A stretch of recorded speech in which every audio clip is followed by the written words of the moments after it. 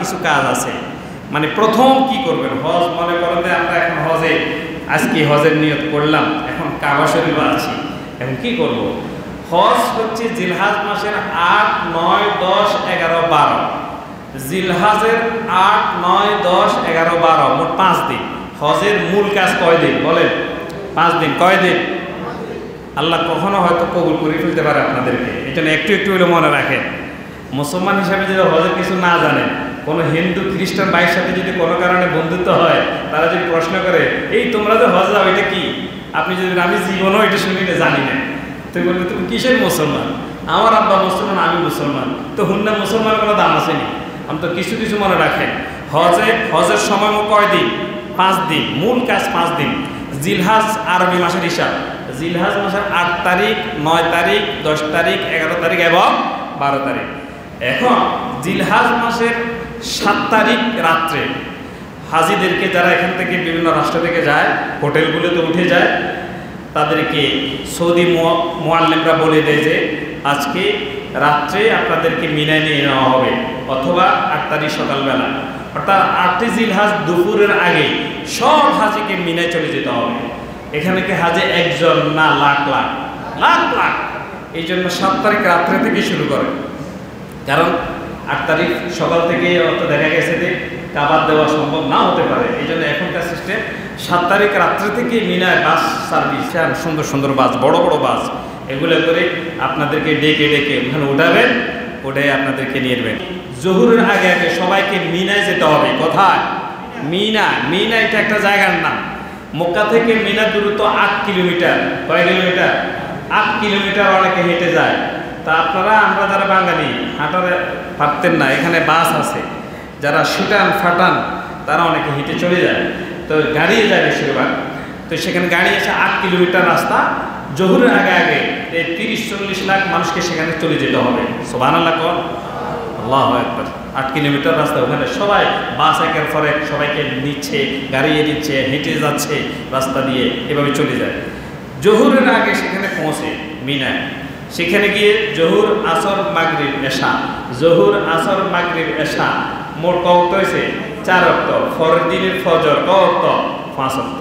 জোহর, আসর, মাগরিব, এশা মিনায় পড়বে রাত্রে। সেখানে তাবু আছে, তাবু, অনেক তাবু। এগুলো একদিনের জন্য না, স্থায়ীভাবে তাবু বানানো হয়েছে। এখানে কারা হজ করছেন? আছে কেউ? আলহামদুলিল্লাহ। অনেকে হজ করছেন না? আলহামদুলিল্লাহ। তাবু যেগুলো বানানো আছে, এগুলো স্থায়ীভাবে বানানো আছে, কারণ হজের 5 দিনের মধ্যে 3 দিনে থাকতে হয় মিনার মধ্যে। একদিন হচ্ছে আরাফায়, আরেক দিন হচ্ছে মুজদালিফায়, শেষ। 3 দিন থাকতে হয় মিনায়, তাবুতে। এই জন্য 8 তারিখ সবাইকে নিয়ে মিনায় নিয়ে যায়, সেখানে জোহরের আগে সকলে পৌঁছে যায়। তাবুর নাম্বার আছে, মুআল্লিমরা বলে দিবে 40, 42, 102, 108 তাবুর নাম্বার ইংরেজিতে এবং আরবিতে, বাংলায় নেই, ইংরেজি এবং আরবিতে এগুলো লেখা আছে। আপনাদেরকে যারা হট গাইড তাদেরকে নিয়ে ঢোকাবেন। এক একটা তাবুর ভিতরে ছোট ছোট চৌকি আছে, খাটের মতো ছোট ছোট বালিশ আছে, একজনের সিস্টেম ওয়াইজ। সেখানে গিয়ে সবাই আনুষঙ্গিক কাপড় চোপড় রেখে বিশ্রাম নেয়। ফার্স্ট টাইমে জোহরের নামাজের সময় ওখানে গিয়ে তারা সেখানে থাকেন। সেখানে খাবারের ব্যবস্থা আছে, বাথরুমের ব্যবস্থা আছে, হিউজ পরিমাণ পানিও আছে, ঠান্ডা ড্রিঙ্ক। আপনি কি খাবেন? প্রত্যেকটা তাবুর ভিতরে ফ্রিজের ব্যবস্থাপনা আছে। 2024 সালে এটা আরও আপডেট করে ফেলছে। আগে এত সুযোগ সুবিধা ছিল না, এখন সবগুলো আছে, আরও হচ্ছে, দিন দিন এটা উন্নতি হচ্ছে। তো এখানে আপনার ফ্রিজ, আপনি ইচ্ছা মতো নেবেন, খাবেন, সেখানে খাবারের ব্যবস্থা আছে। আর সেখানে বসে বসে গল্প করার সুযোগ আছে, তবে করা যাবে না, কারণ পাশাপাশি তো সবাই। এখন যে আরামসে বসি, আহা কত সুন্দর এটা সেটা, অথচ এহরামের কাপড় গায়ে, এগুলোর কোনো চিন্তা করার সেখানে সুযোগ নেই। শুধুমাত্র তাসবিহ, তাহলিল, জিকির, আজকার, লাব্বাইক আল্লাহুম্মা লাব্বাইক, এই ঘরে বলে নিজের গুনাহ এগুলো নিয়ে আল্লাহর কাছে সবসময় কাঁদতে হবে। এই মিনার তাবুত ভিতর থেকে অনেক বাঙালি এখানে ঝগড়া লাগে। মিনার তাবুর সিট নিয়ে, সিট যে আগে ঢোকে এখান দিয়ে জায়গা নিয়ে নেয়, কেউ এখান দিয়ে নিয়ে নেয়, একজন আসে এখানে নিয়ে, এই সিট নিয়ে বাঙালির প্রত্যেকটা তাবুতের ঝগড়া নিয়মিত লেগেই থাকে। এটা করা যাবে না, কখনো না। ঝগড়াঝাটির কোনো সুযোগ নেই, কারণ মিনা হচ্ছে এমন একটা জায়গা, যে জায়গা হযরত ইব্রাহিম আলাইহিস সালাম ওনার ছেলে ইসমাঈল আলাইহিস সালামকে মিনাতে এসে কোরবানি করেছেন। সুবহানাল্লাহ। এটার দামি জায়গা, এখানে কোরবানির জায়গা, এখানে কষ্টকে কোরবান দিতে হবে, কষ্ট তো হবেই। লক্ষ লক্ষ মানুষের যেখানে থাকবে সেখানে তো কষ্ট হতেই পারে, কিন্তু তারপরে অত কষ্ট হয় না, কারণ এটা সরাসরি ম্যানেজমেন্ট করেন কে? আল্লাহ। এই জন্য সেই জায়গায় একটু কষ্ট হতেই পারে, ঝগড়াঝাটি করার কোনো সুযোগ, ছাড় দিতে হবে, ঠিক আছে আপনি এখানে থাকেন, এভাবে ছাড় দিলে আল্লাহ আপনার জন্য ব্যবস্থা করে দেয়। জোহর আসর মাগরিব এশা পড়ার পর রাতের অংশে ঘোষণা দিয়ে দেয় যে গাছটিগুলোটা গোছান, আপনাদেরকে নির্ধারিত বাস নাম্বার আছে, সেখানে উঠে যান, সোজা সবাইকে নিয়ে চলে যাবে আরাফাত। পরদিন ফজর পড়ে জোহরের আগে আগে, 9 জিলহজ জোহরের আগে আগে আরাফার ময়দানে অবস্থান করতে হবে, জোহরের আগে যেতে হবে। জোহরের আগে 30 লাখ 35-40 লাখ একসাথে চলে যায়, সুবহানাল্লাহ। এই মিনা থেকে আরাফাত দূরত্ব হচ্ছে 15 কিলোমিটার। কত কিলোমিটার? 15 কিলোমিটার। বাস যেতে প্রায় 2 ঘন্টা লেগে যায়, কারণ মানুষ বেশি, আস্তে আস্তে যায়। তা আরাফার ময়দানে, এখানে আরাফার ময়দানটা কি? সেখানে হযরত আদম আর হাওয়া আলাইহিস সালাম ওই জায়গায় একসাথে হয়েছে, ঠিক আছে। জান্নাত থেকে যখন তাদেরকে বের করে দেওয়া হলো, আরাফার ময়দানে তারা দুইজন দুই দিক থেকে কান্না করে একসাথে হয়েছে, আল্লাহ তাদের দোয়া কবুল করছে। সেজন্য আল্লাহ বলছে কিয়ামত পর্যন্ত আরাফার ময়দানে যে লোকগুলো হজের জন্য আসবে, আসা মাত্রই তাদের জীবনের গুনাহ আমি আল্লাহ মাফ করে দেব। সুবহানাল্লাহ। যেন আরাফাত থাকতেই হবে। এই আরাফার ময়দানে সেখানে আবার তাবু আছে, এক পাশে তাবু আছে, তাবুর ভিতরে এসি আছে। সৌদির বিভিন্ন ব্যবসায়ীরা গাড়ি নিয়ে খাবার, বিরিয়ানি, পানীয়, জুস, ড্রিঙ্ক, জমজমের পানি অহরহ দিচ্ছে, তাড়াহুড়োর কোনো সুযোগ নেই, পছন্দ মতো ইচ্ছা মতো আস্তে আস্তে নিবেন আর খাবেন, সব সুযোগ সুবিধা সেখানে আছে। আরাফার ময়দানে সেখানে জোহর আর আসর এক আজানে 2 ইকামতে পড়তে হবে। কখন? মসজিদ আছে এখানে একটা, ওই মসজিদটার নাম হচ্ছে মসজিদে নামিরা। ওই মসজিদে নামিরা যখন জমাত হয়ে যাবে, ওই জমাতের সাথে যদি কেউ জমাত ধরে তাহলে আসর আর জোহর একসাথে পড়তে হবে। কিন্তু কেউ যদি মসজিদের নামিরার জামাত ধরতে না পারে তাহলে একসাথে পড়বে না, জোহরের সময় জোহর পড়বে, আসরের সময় আসর পড়বে। কারণ লাখ লাখ মানুষ এই আরাফার ময়দানে 1.25 লক্ষ সাহাবী নিয়ে রাসূল সাল্লাল্লাহু আলাইহি ওয়াসাল্লাম বক্তব্য দিয়েছেন, ভাষণ দিয়েছেন, বলেন আল্লাহু আকবার। সেই জন্য আরাফার ময়দানে এখনো সেই ভাষণ একটা আছে না নাই? আরাফার ময়দানে সে ভাষণ বাংলাদেশ টেলিভিশন সহ সারা বিশ্বের বিভিন্ন চ্যানেলে সে ভাষণ প্রদান করা হয়, ঠিক কিনা বলেন? এটা নবী করিম সাল্লাল্লাহু আলাইহি ওয়াসাল্লাম এই বিদায় হজের ভাষণ সে আরাফার ময়দানে দিয়েছেন। 1,24,000 প্রায় 1.25 লক্ষ সাহাবী সেখানে উপস্থিত ছিলেন। তো সুতরাং সেই জায়গায় গিয়ে সেখানে বক্তব্য শুনতে হবে, বসে থাকতে হবে, উপরে প্রচণ্ড তাপ, সেখানে ঠান্ডারও ব্যবস্থাপনা আছে, সেখানে বসে বসে জিকির আজকার করতে হবে, বক্তব্য শুনতে হবে।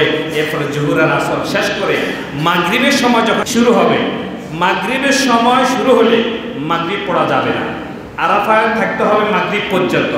আরাফাতে থাকতে হবে জোহর থেকে কখন পর্যন্ত? মাগরিব পর্যন্ত। মাগরিবের সময় শুরু হলে আরাফায় মাগরিব পড়া যাবে না, নিষেধ। তখন মুজদালিফার দিকে রওনা দিতে হবে। মাগরিব না পড়ে মুজদালিফাতে চলে যেতে হবে। আরাফা থেকে মুজদালিফার দূরত্ব 12 কিলোমিটার। কত কিলোমিটার? 12 কিলোমিটার। এগুলো বাস আছে, কেউ হেঁটে হেঁটেও যায়, বাসও আছে, ব্যবস্থাপনা আছে। তা আরাফা থেকে আপনাদেরকে মাগরিবের সময় হইলে যারা যে গ্রুপে যাবে, গ্রুপ ওয়াইজ সবাইকে ডেকে ডুকে নিয়ে গাড়িতে উঠে মুজদালিফার দিকে রওনা দেয়। মুজদালিফায় যেতে যেতে যদি রাতে 10টা 11টাও বাজে, সেখানে গিয়ে মাগরিব আর এশা এক আজানে 2 ইকামতে তারপর আদায় করতে হয়। সুবহানাল্লাহ। সেখানে গিয়ে এই কাজটা করতে হয়। মুজদালিফায় সেদিন রাত থাকতে হয়। সেই রাতে সেখানে তাঁবু নেই, সেটা খোলা আকাশের নিচে। মুজদালিফার কোনো তাঁবু নেই। আরাফার ময়দানে তাঁবু আছে, মিনার মধ্যেও তাঁবু আছে, কিন্তু মুজদালিফা এমন এক জায়গা বিশাল, সেখানে কোনো তাঁবু নেই, খোলা আকাশের নিচে নারী পুরুষ যা যেখানে যেভাবে পরিবেশ আছে তারা সেখানে তাদের পরিবেশ মতো তারা সেখানে অবস্থান করে। সুবহানাল্লাহ। সুবহানাল্লাহ। সেখানে অগাধ পরিমাণ লাইটের ব্যবস্থা আছে, কারেন্ট যাওয়ার কোনো সম্ভাবনা নাই। আমাদের দুর্বল কারেন্টের লাইন যে কোনো মুহূর্তে চলে যায়, সেখানে কারেন্ট যাওয়ার কোনো সমূহ সম্ভাবনা নাই। পর্যাপ্ত পরিমাণ তার বিকল্প ব্যবস্থাপনা দিয়েই সাজানো হয়েছে। সেখানে কম্বল বিছিয়ে যা যেমন 30-40 লাখ লোক মুজদালিফা রাত্রে থাকবে। তারা এশার নামাজ পড়বে, বিশ্রাম নেবে, তাহাজ্জুদ পড়বে, ফজর পড়ে তারা আবার সেখানে পাথর নেবে। পাথর মুজদালিফা সারা পাথর, শুধু পাথর আর পাথর, ছোট ছোট শুধু পাথর। ওখানে মুজদালিফা ওই দিন রাত্রে গিয়ে যারা হাজি ওনারা 70টা পাথর নেবে। কয়টা? 70টা ছোট ছোট পাথর। এই যে আপনার সোনাবুট আছে না, সোনাবুটের চেয়ে একটু বড় বড় এই ধরনের পাথর বোতলে করে নিতে পারে, পাথরের জন্য ব্যাগ বিক্রি করে ব্যাগও নিতে পারে, পলিথিনও নিতে পারে। মোট 70টা পাথর সেই ব্যাগে করে ওই রাত্রেই ফজরের আগেই পাথরগুলো নিয়ে নিতে হয়, বলে বলি দেয়, নিয়ে এগুলো রেখে দেয়। ফজর নামাজ মুজদালিফায় পড়ার পর সূর্য যখন উঠে যাবে তখন ওই সময় দোয়া কবুল হয়। তখন সবাই সেখানে আল্লাহর কাছে কান্নাকাটি করে দোয়া করে। সুবহানাল্লাহ কন, সুবহানাল্লাহ। আমরা এখন কোথায় আছি? মুজদালিফায়। কোথায় আছি? মুজদালিফায়। এই মুজদালিফায় ফজর পড়ার পরে তারপরে হাজী সাহেবদেরকে বলে আপনারা রেডি হয়ে যান, আপনাদের পরের গন্তব্য হচ্ছে মিনা জামরা, শয়তান, বড় শয়তানের কাছে যাবে। তখন ওনারা আবার ফজর পড়ে তারপরে মিনার দিকে রওনা দেয়। মুজদালিফা থেকে মিনার দূরত্ব হচ্ছে 5 কিলোমিটার। কয় কিলোমিটার? 5 কিলোমিটার। ওইটা হেঁটে চলে যাওয়া যায়, 1 ঘন্টা সময় লাগে হেঁটে হেঁটে যেতে। ওখানে সবাই চলে যায় মিনা। মিনা গিয়ে মিনা থেকে জামরা, জামরা একটা জায়গা, সেখানে বড় শয়তান, ছোট শয়তান, মেজ শয়তানের প্রতিকৃতি সেখানে আছে। তো এই পরের দিন অর্থাৎ 10 তারিখে, 8 তারিখ ছিলাম আমরা মিনায়, 9 তারিখ ছিলাম আরাফায়। 9 তারিখ আরাফায় শেষ করি, 9 তারিখ রাত্রে চলে আসে মুজদালিফায়। মুজদালিফ থেকে 10 তারিখে মুজদালিফার মধ্যে কিছুক্ষণ থেকে আমরা চলে গেলাম মিনায়। মিনায় গিয়ে পাথর নিলাম কয়টা? 70টা। মিনাতে গিয়ে 7টা পাথর বের করে নিতে হবে। 7টা পাথর নিয়ে সেখানে জামরা, বড় শয়তান, তাকে 7টা পাথর মারতে হবে। বলেন আল্লাহু আকবার। 7টা পাথর প্রথমে বড় শয়তানকে মারবে 10 তারিখ। বড় শয়তানকে পাথর মারার পর তারপরে গিয়ে সেখান থেকে মিনা গিয়ে পাথর যখন মারা শেষ হবে, মানুষ তখন সেখান থেকে চলে যাবে মক্কা। কোথায় যাবে? মক্কা। মক্কায় গিয়ে কোরবানির জন্য প্রস্তুতি নিতে হবে। কোরবানি সেখানে আলাদা জায়গা আছে, সেখানে লাখ লাখ কোরবানির পশু। আপনি যারা হজ করেন আপনার জন্য কোরবানির পশু আছে। যারা জানেন ওনারা নিজে গিয়ে কোরবানির পশু জবাই করেন অথবা দেখেন, তারপরে চলে আসে। আর যারা দুর্বল ওনারা প্রতিনিধি পাঠান।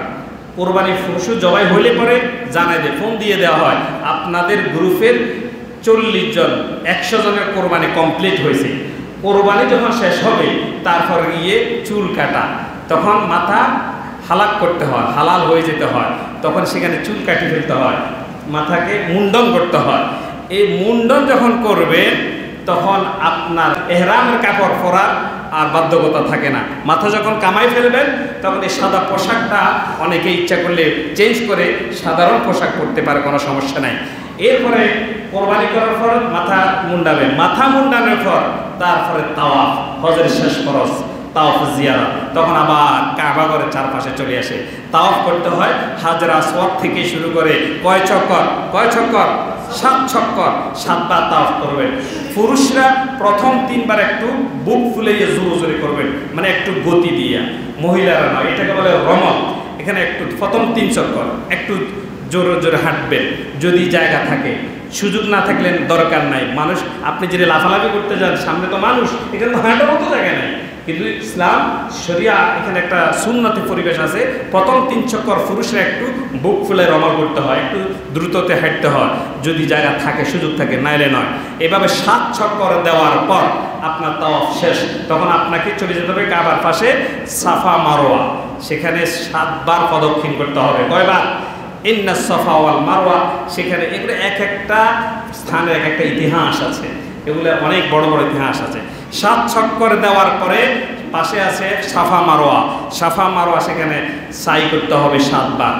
সাফা থেকে মারওয়া, মারওয়া থেকে সাফা, সেখানে এভাবে 7 বার। ওগুলো সবুজ বাতি মাতি আছে, অনেক বিষয় আছে। সবুজ বাতি যেখানে, সেখানে একটু দ্রুত হাঁটতে হয়, আর যেখানে সবুজ বাতি নেই সেখানে স্বাভাবিকভাবে হাঁটতে হয়।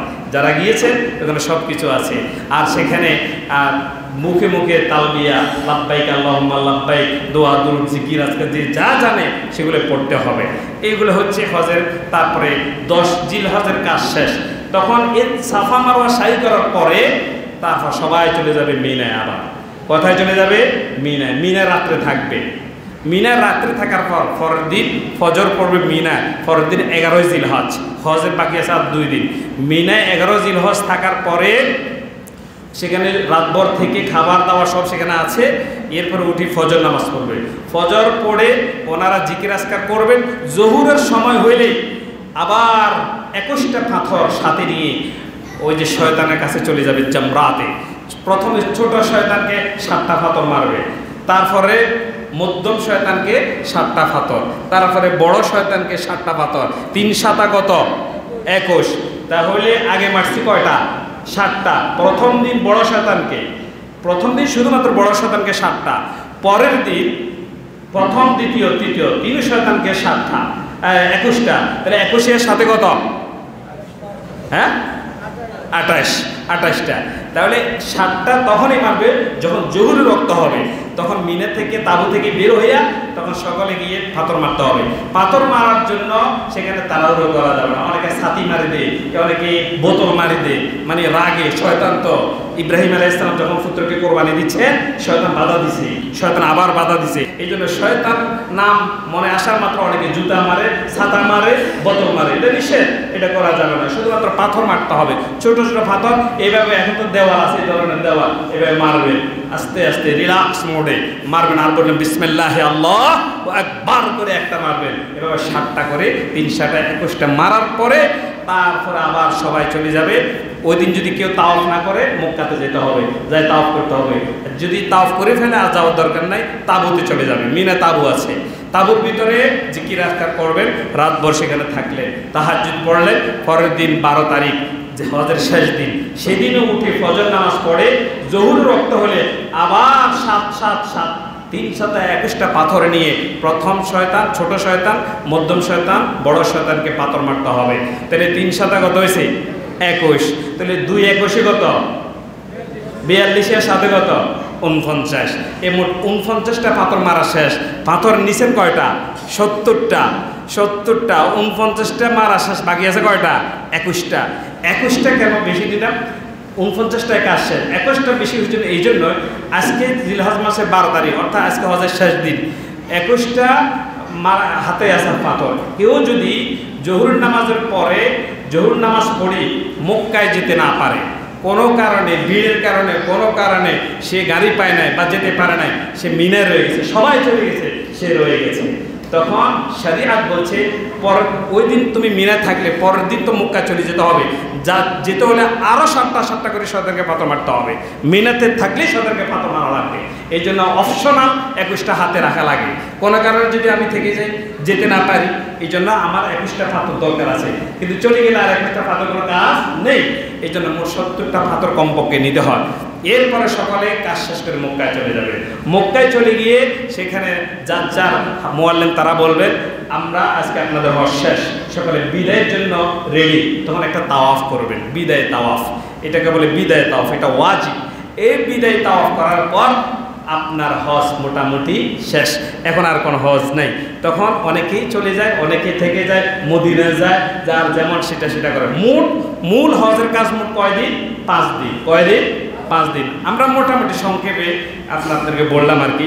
প্রথমে যেতে হবে মিনায়, মিনার থেকে যেতে হবে আরাফায়, আরাফা থেকে যেতে হবে মুজদালিফায়, মুজদালিফায় যেতে হবে বড় শয়তানের কাছে মিনায়, সেখানে থেকে পরে আবার মক্কায় যেতে হবে, গিয়ে সেখানে কোরবানি দিতে হবে, কোরবানি দিতে মাথা মুন্ডাইতে হবে একদিন। এইভাবে আবার মিনায় আসতে হবে। অর্থাৎ 5 দিনের মধ্যে প্রথম দিন মিনায়, দ্বিতীয় দিন হচ্ছে আরাফায়, তৃতীয় দিন প্রথম অংশ মুজদালিফায়, বাকি 3 দিনে হচ্ছে মিনায়। এইভাবে করে হজের কাজ সম্পাদন করা হয়। তাই যারাই হজে যাবেন শক্তির দরকার আছে না নাই? এই যে কথাগুলো বললাম, এখানে লাখ লাখ মানুষের কথা, কত চিল্লা হাল্লা, কত ছড়াছড়ি, কত কিছু, কিন্তু বলাটা সহজ হয়ে গেছে বলছি, কিন্তু কাজটা তো বহুত কঠিন কাজ। এই জন্য শক্তির দরকার আছে। এই জন্য শক্তি থাকা অবস্থায় হজের নিয়ত করা দরকার আছে না নাই? আছে। আমার বন্ধুগণ, আমরা যারা হজ করতে পারি নাই, আল্লাহর কাছে দোয়া করে, আল্লাহর কাছে বলেন, আল্লাহ জীবনে কতই স্বপ্ন দেখলাম, সব বাদ দিয়ে দিলাম, এখন একটাই স্বপ্ন তোমার কাছে, যে তোমার কাবা শরীফ এবং নবীর রওজা শরীফ হজটা আমাদের জন্য তুমি কবুল করে নিও। বলেন আমিন। এই নিয়ত আমরা করতে পারিনি। নিয়ত করতে গিয়ে আল্লাহর কাছে শর্ত আসেনি, দোয়া করতে কি শর্ত আছে? আল্লাহকে বলবে এই তুই গরিব, তুই আমার কাছে হজের দোয়া করিস না, এ ধরনের কোনো ডিক্লারেশন আছে? না। ধনী গরিব সকলেই হজে যেতে পারবে, কোনো সমস্যা নাই। আর আল্লাহ কাকে যে কখন কিভাবে নিয়ে নেয়, অনেক কোটিপতিও এখনো পর্যন্ত মক্কার ফাঁসে কাজ করে এখনো হজ যেতে পারে নাই, এরকম বহুত লোক আছে। আছে কোথায়? মক্কা হেরাম শরীফের কাছে চাকরি করে বছরকে বছর, কিন্তু এখনো হজে যেতে পারে নাই, হজ করে নাই, উমরাও করে নাই, এরকম আছে না? আছে। আবার ওই যে কথা অনেক পৃথিবীর কত দূর দূরান্ত থেকে তারা হজ করে চলে যাচ্ছে। তো সুতরাং আল্লাহ রাব্বুল আলামিন আমাদের সবাইকে আল্লাহর কাবা ঘর দেখা তৌফিক দান করুন, বলুন আমিন।